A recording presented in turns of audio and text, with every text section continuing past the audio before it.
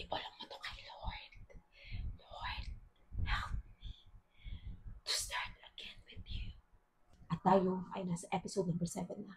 Sa ating tanong na, bakit kailangan natin ng Diyos? Bakit nga ba natin kailangan ng Diyos? Kasi kailangan natin ng second chances sa buhay natin. Maraming chances. Kasi biruin mo, pag isa lang ibinigay na chance ni Lord, pag nagkamali tayo ng isang beses, wala na.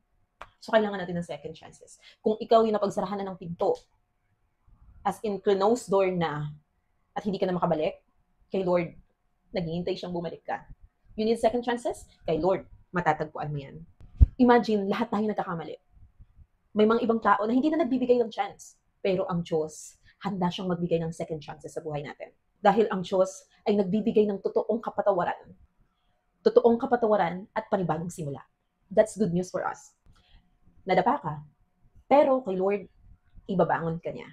Sa iba, pag nadapa ka, lalo ka pang ilulugmok dun sa pagkadapa mo. Pero kay Lord, naghihintay siya na humingi ka ng tulong. Kasi nga, lahat tayo may mali, lahat tayo nagkakamali, lahat tayo nagkakaroon ng problema, lahat tayo may pinagsisisihan. Pero ang kagandahan kay Jesus, alam mo kung ano? Hindi siya gaya ng tao.